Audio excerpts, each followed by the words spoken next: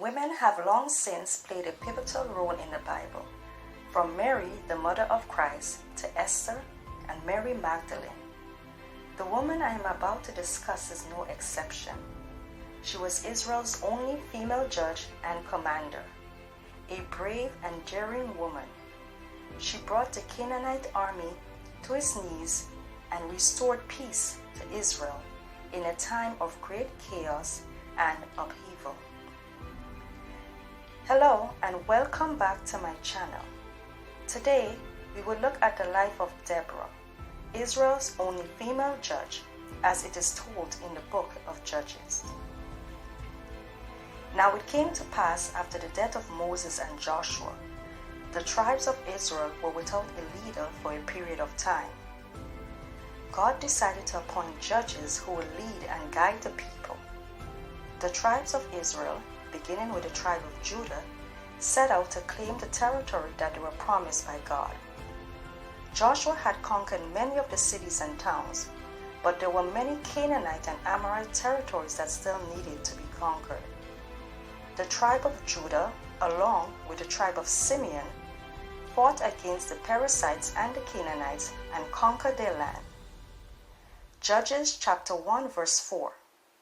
When the men of Judah attacked, the Lord gave them victory over the Canaanites and Perizzites, and they killed 10,000 enemy warriors at the town of Bezek. The Philistine strongholds of Gaza, Ekron, and Ashkelon were also destroyed. Though the tribes of Judah and Simeon were successful in driving out the Canaanites from the land, the other tribes were not as successful. Many Canaanites refused to leave the land and settled amongst the children of Israel. This arrangement proved to be fatal, as some of the Israelite tribes adopted the ways of the Canaanite people and even worshipped the Canaanite god Baal and many of the idols. God was angry at them for their rebellion and turned away from the children of Israel. They were defeated at every battle they fought. After suffering multiple losses at the hands of their enemies, God took pity on the children of Israel and gave them judges who will rule over them and rescue them from their enemies. During the reign of the judges, the Israelites will follow the customs and commands of their ancestors and worship the one and only true God of Israel. But as soon as one of the judges died, they resorted back to their rebellious ways, worshipping the false gods of their neighbors. Because of their blatant disobedience, the Lord allowed them to be defeated at the hands of the Canaanite king Jabin of Hazor. The commander of his army was a man named Sisera. We are told in Judges chapter 4 verse 3 that Sisera had 900 iron chariots and oppressed the Israelites for a period of 20 years. This caused the children of Israel to turn away from worshiping false gods and turn back to the God of their ancestors. It was at this time Deborah became judge over Israel.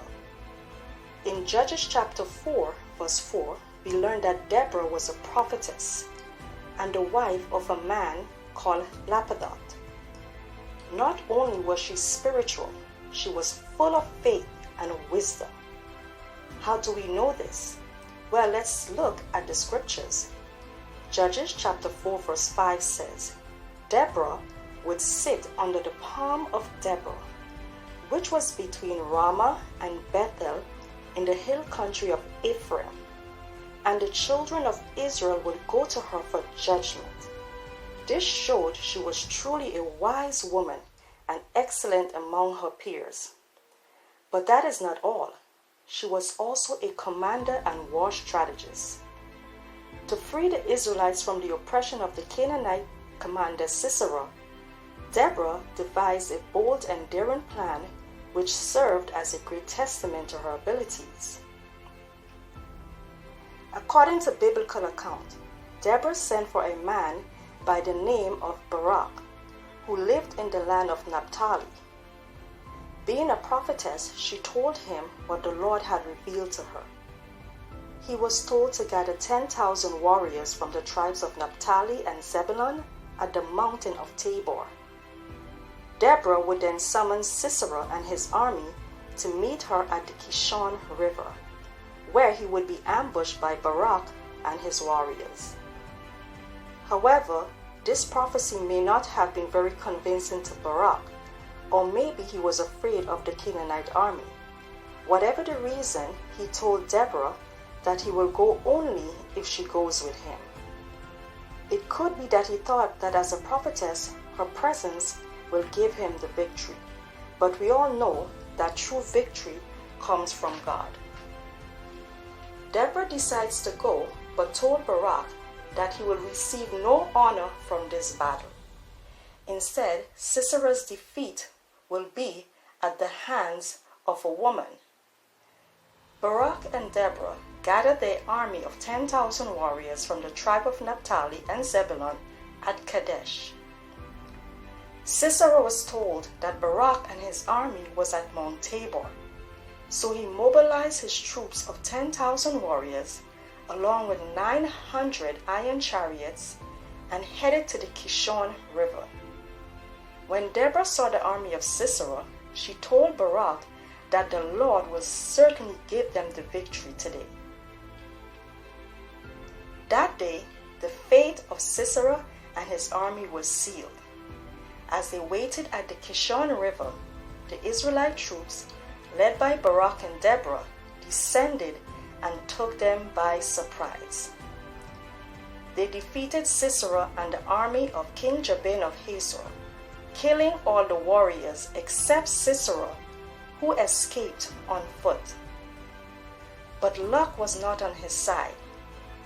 Fearing he would be caught, he came upon a tent that belonged to a man named Heber. In Judges chapter 4 verse 11, we are told that Heber was a descendant of Moses' brother-in-law who had moved away from the tribe and settled in this territory. Sisera decided to sought refuge in Heber's family tent because Heber was an ally of the Canaanite king Jabin. So Sisera thought he was safe there. Heber's wife Jael welcomed Sisera into her tent and provided him with milk, though he asked for water. He told her to keep watch and do not let anyone know that he was inside the tent. Exhausted and worn out by his ordeal, he quickly fell asleep. This is where the story takes a drastic turn in the favor of Deborah and the children of Israel. No one could have guessed what happened next. For some unknown reason, Heber's wife Jael betrayed Sisera. While he was asleep, she took the tent pegs and with a hammer drove the pegs into his skull, killing him on the spot. With the death of Sisera, the Israelite army was able to defeat the Canaanite king Jabin. Because of Deborah's bravery and her trust in God, the Israelites endured a period of peace and prosperity in the Promised Land. Let me know what you think about Deborah. Do not forget to like and subscribe to my channel for more videos like these. Thank you.